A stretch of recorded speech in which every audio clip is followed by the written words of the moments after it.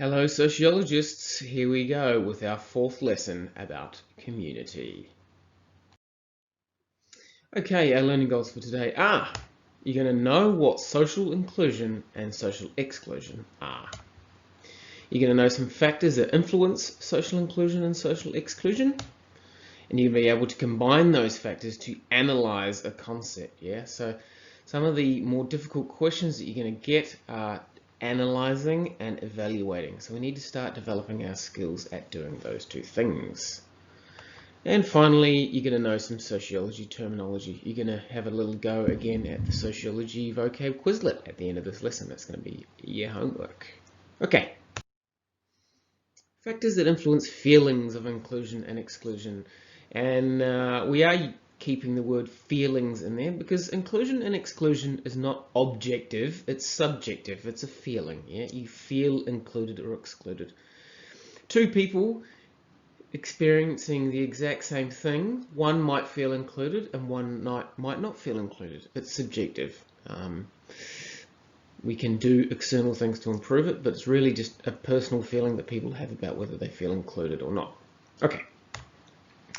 So, social exclusion means how much people feel marginalized or have restrictions on their rights, resources, and opportunities. So, for example, trying to be topical, we think about the protests and riots that are happening in the US at the moment by African Americans and others. Because those groups feel socially excluded, they feel marginalized, they feel like they've got restrictions on their rights and opportunities. Because just like in Australia, African Americans are killed in police custody way more often than white people are, and that's true for Indigenous people as well in Australia. So, why do people get excluded? There's a spelling mistake in there. I'm going to assume that you can figure that one out. E-X-C-L-U-D-E-D it should be. People are excluded because they're seen to deviate from the norm. So the norm will be the dominant culture. So maybe they're a bit too old. Maybe they're a woman instead of a man. Like for most Western countries, the dominant norm is, wealthy or, upper middle class, white, straight male. So if you're old or really young, if you're a woman, if you aren't white, if you are gay or bisexual, these are all things that could be used as reasons to exclude you from society. Okay, and inclusion, that means how much you feel like you belong in a community. Again, that's how much you feel like you belong. Very subjective. And so other words that you can use as substitutes for social inclusion, and these concepts are all linked, they reinforce each other. Social cohesion, how well your society sticks together. Social connectedness, and social capital, which we'll talk about a little bit. Social capital is the relationships that make a society work well. So if these relationships between people within your society are really strong, then you and your society has a high level of social capital. Social capital is like this mysterious resource that's really, really important for society. So I've just got a couple of random diagrams here that try to go into a bit more depth about social inclusion and exclusion. So here are three different ways that you can be excluded. You could be excluded from income. Perhaps it's more difficult for you to get work, or perhaps the work that you do get, you don't get paid for as much. Remember when we studied Sudanese Australians, the average Sudanese household made $380 something a week, whereas for all Australians that average was 670. So that's an example of Sudanese Australians being excluded from income. They might get work, but it's not as well paid. Exclusion from participation, so are you as likely to be able to participate in various aspects of social life? And exclusion from services. So, for example, people who live in rural and remote areas are more likely to be excluded from services. They find it more difficult to access government services like health and like hospitals and universities and maybe even certain courts, who knows. And the 5 things around the side there are all things that influence those 3 kinds of exclusion that you can experience. Here's another one. So this one divides inclusion up into 3 things. Social inclusion, it's all about relationships with friends and family. Political inclusion, so can you vote? Can you participate in civil? Yet the voting one's fairly straightforward. Most people can vote. However, is it made difficult to vote? I know in the US, for example, a lot of elections are held during the week. So, for people in precarious employment who can't take time off to vote, they might not get a chance to vote. So the voting rate in Australia is around about 90%, whereas in the US it's more like 40-50%, because there are some barriers to political inclusion over there. And finally, economic inclusion, participating in paid work. And it's not just that you got jobs, it's like how well do those jobs pay. So if you have a professional occupation like a teacher, lawyer, doctor, whatever, it probably pays more than a service sector job like retail or... Right, continuing on here with our notes. So communities use boundaries to create shared identity, and they do that by excluding those that don't fit, So one, social exclusion and inclusion, societies or communities will exclude certain people so that they can include some people. So a lot of the time, to create a social identity, it's done in opposition to people who are not, that don't fit. That's an exclusive society, though. We don't really want that anyway. And they do it to protect themselves from outside influences, So we go back to the pre-industrial rural communities. They protected themselves from outside influence by not travelling outside of their local area, not welcoming in people from other places with different weird ideas. Right, now we would like to move to having a more inclusive society. What do inclusive societies improve? They improve the skills of the people that live there. There's a bigger mix of ideas, and so in the arguments that people have, everybody's ideas become better, hopefully. It also allows more people to have voice rather than just those of the dominant culture or those who have power in that society. And it improves the social capital of the people in that society. If you've got strong relationships between people, that is social capital, which you can use to improve your life, get better jobs, have higher subjective well-being, yada, yada, yada. Random diagram number 3. This one here is all about social capital. So what kinds of things influence social capital? Diversity, sense of belonging, the networks that you've got, how much you trust others and feel safe. Reciprocity, that means whether it's going back and forth. So you've got social capital, but the people that you hang out with have also got social capital, and you support each other. Do you participate in society? Do citizens have power, and other values and norms and outlooks that all influences your social capital? Definitely use that term in your answers. It's a good one. So, who are the types of people that are typically excluded? And I'm sure you can imagine what I'm about to say here. People who don't speak English, or if it's in another country, whatever the dominant language is. The old, often excluded. They're often more socially isolated as well. Perhaps, like, especially if they're really old, a lot of their friendship group might have passed away, or you often see it in the case of widows where their husbands have passed away. A lot of these people might live in retirement homes and not get visited by their family that much, and their mobility might be reduced, so it's difficult for them to go and visit friends and family. Women are often typically excluded as well. I mean, this has historically been true since the beginning of the agricultural revolution 9,000 years ago. The plight of women is improving, but it's still got a long way to go, especially in developing countries. The poor, obviously, typically excluded. Wealth and income is something that you can use to buy various things that improve your well-being, like healthcare and education. And if you don't have a lot of money, you can't exchange it for those other things. People who live in regional, rural, and remote areas. Now, despite what you might think, people who live in regional, rural, and remote areas do have lower levels of well-being. Indigenous people, and in other countries, generally most ethnic minorities have lower levels of social inclusion, and the disabled. Now, of course, harking back to what we've been saying the last few lessons, the more nuanced, more complex, newer way of thinking about this sort of stuff is that it's not you're either socially excluded or socially included. There's a scale, inclusion, exclusion, and you're somewhere along the scale. Everybody is somewhere along that scale, some more included, some less included.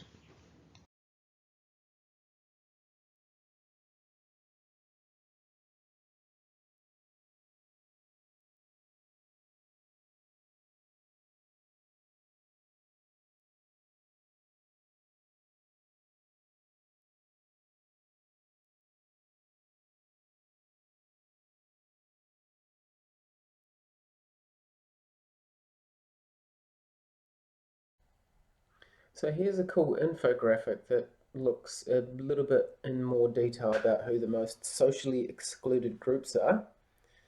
This is from Montreal, so that's what all their examples are from, but the groups are still true. So here we go. We've got people who are poor, people who are experiencing homelessness, quite a few of them in Victoria, people from LGBTQ plus communities.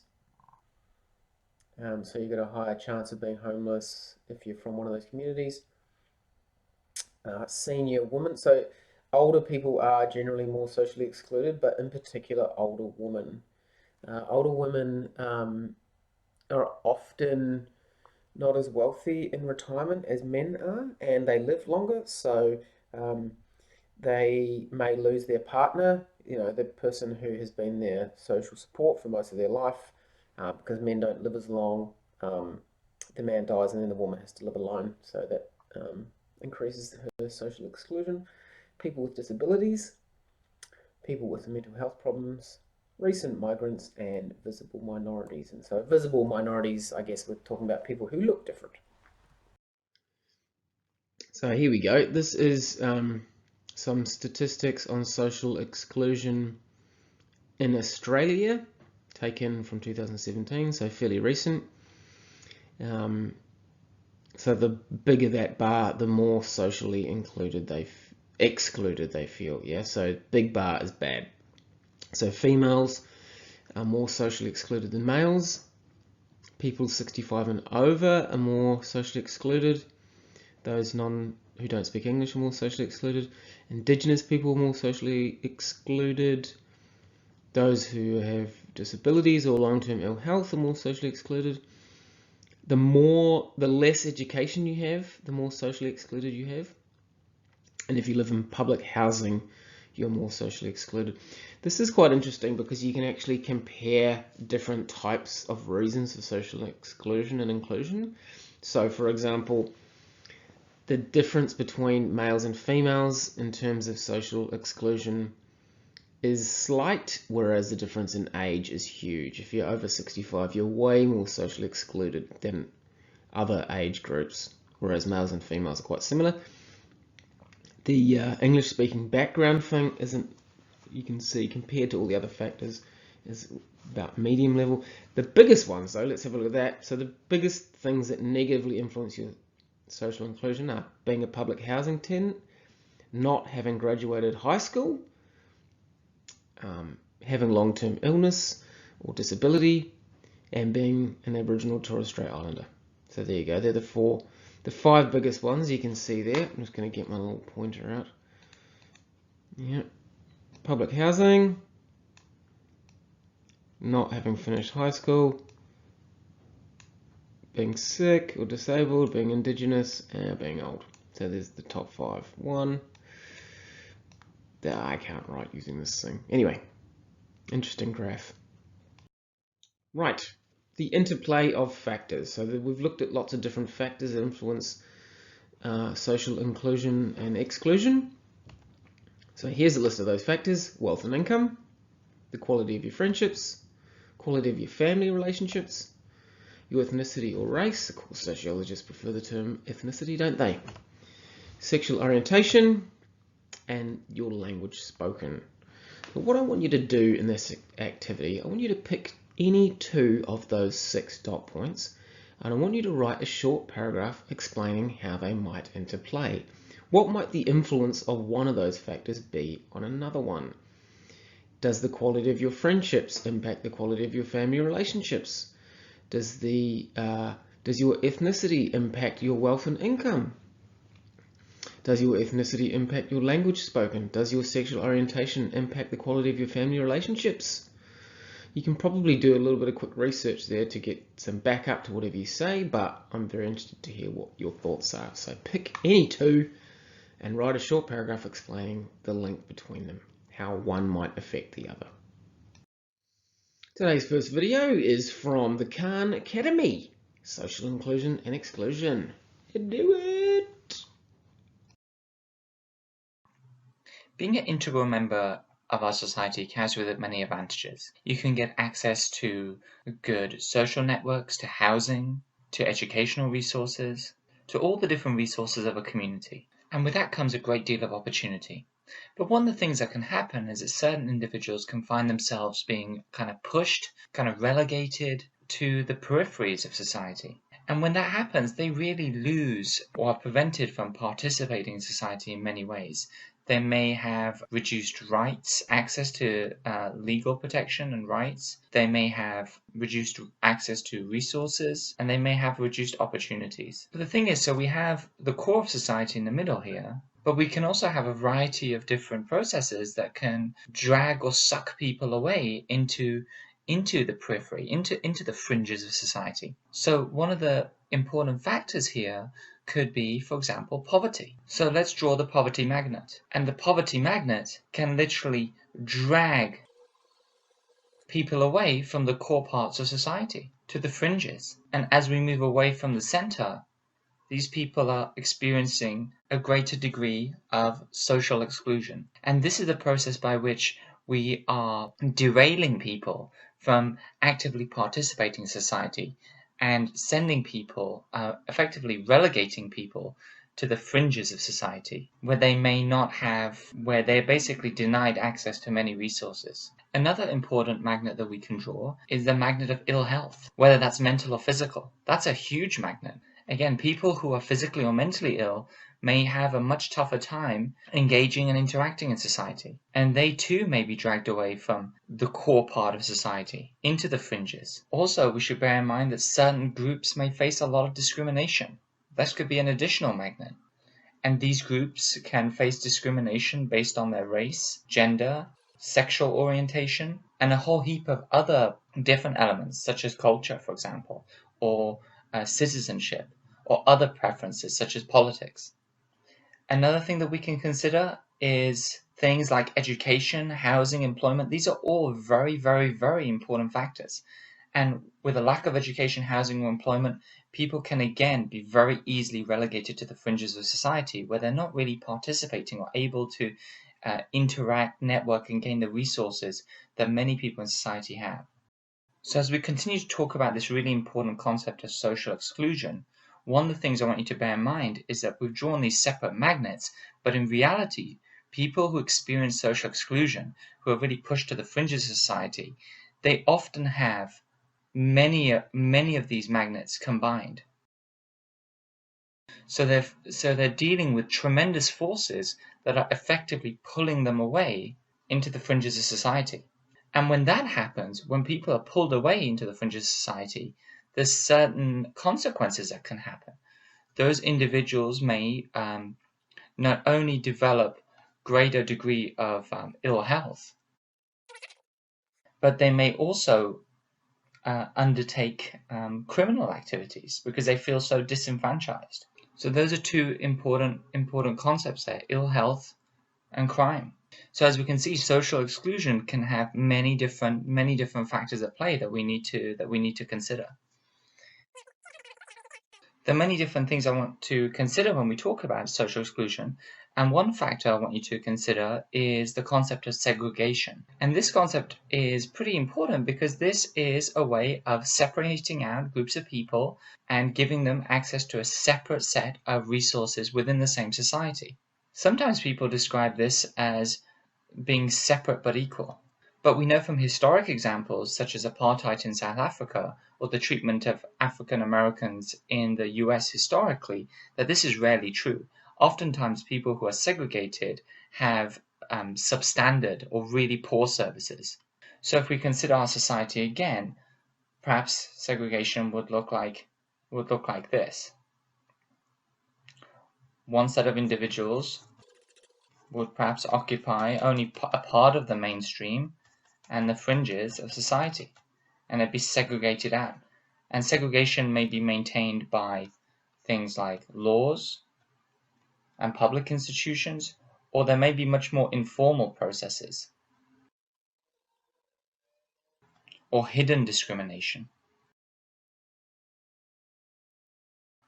As I mentioned, segregation often affects a lot of different services and situations such as schools, housing, and historically in the US, even where you sat on a bus or which water fountain you drank from. And segregation has often meant racial segregation, separation based on the concept of race. Let's talk about another concept, and that's one of social isolation. And that's when a community may actually separate itself out from the mainstream and do so on a voluntary basis.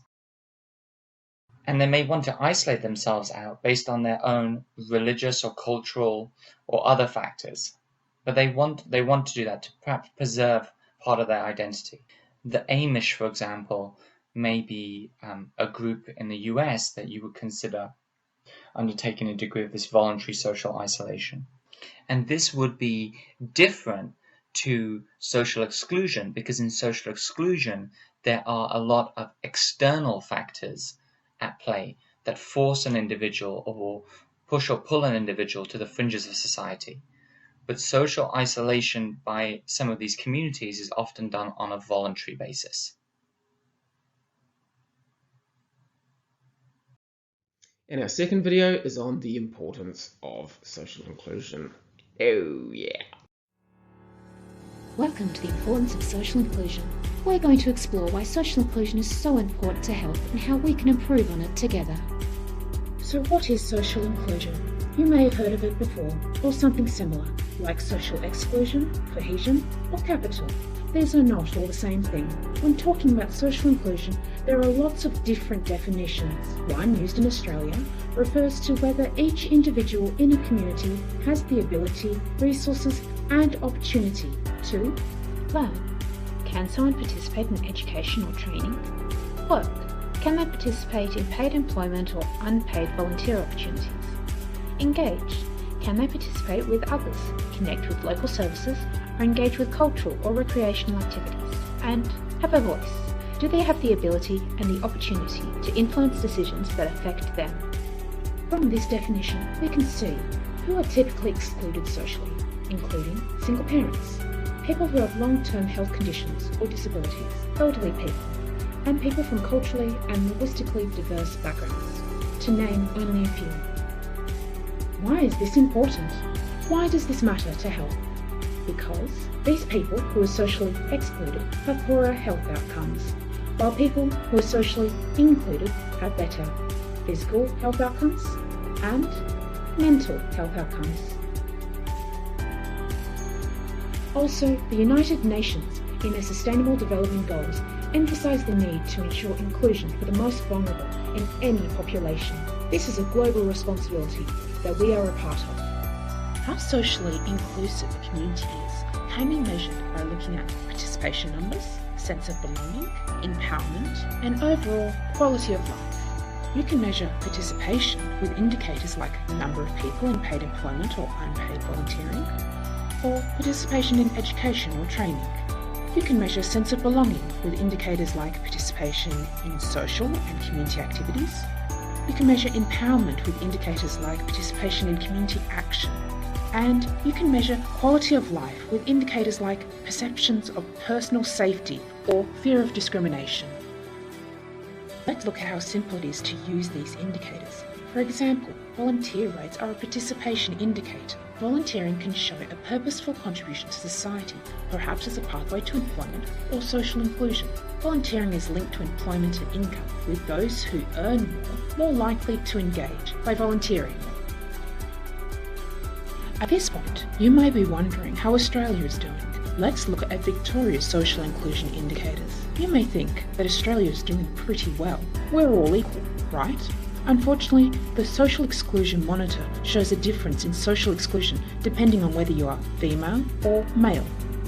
These indicators show that women are more excluded than men at any age. Here is another example. The Mapping Social Cohesion Survey presented public opinion on social inclusion and diversity. Again, although Australia is highly diverse in people from different backgrounds, faiths and languages, not everyone is socially included, and it's getting worse. In fact, discrimination in Australia because of skin colour, ethnic origin or religion has been increasing since 2007. Let's look at this example from suburbs in Melbourne's west and north, comparing engagement with countries of birth, where if you were born in a country other than Australia, you are less likely to be engaged and more likely to be socially excluded. Another, comparing feelings of safety with how close-knit or socially inclusive a community is. With these Vic Health indicators, you can see how areas with higher perceptions of community closeness generally have more people who feel safe when walking alone at night. In other words, higher proportions of people who feel safe indicate higher levels of trust and social cohesion within the community. Indicators around people's ability to engage in learning, work, community, and having a voice are all a part of social inclusion, and social inclusion is for everyone. By improving these, you ultimately improve physical and mental health outcomes, and that's the important thing. Meaningfully engaging with communities is our first step to improving social inclusion. Learn about some of the approaches, techniques, and tools that can be used to help us do this well. You can do this by learning more about social inclusion and all the ways it impacts you and others. Read about examples of social inclusion in all different settings. Learn how organisational support and structures impact social inclusion, and what peak bodies and other associations work on this issue. You can download a free copy of this practice guide here. Or read more about how to measure indicators around social inclusion here. No one organisation can improve overall social inclusion alone. Be a part of the movement. Join collaborative efforts so everyone can be socially included.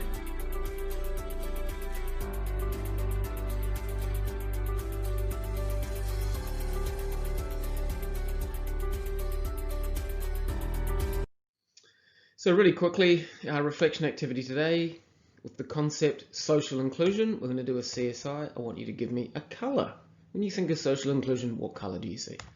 I want you to give me a symbol. Just draw like a little logo symbol, make it up. And an image. Just draw a really quick little picture that you think of when you think of social inclusion. It's the fun time, the homework time. I want you to spend 15 minutes on this vocab quiz there. Year 12 sociology words. Wicked. So we're going to be doing that throughout the whole year as mentioned, and you're going to be the master of sociology vocabulary by the end of the year.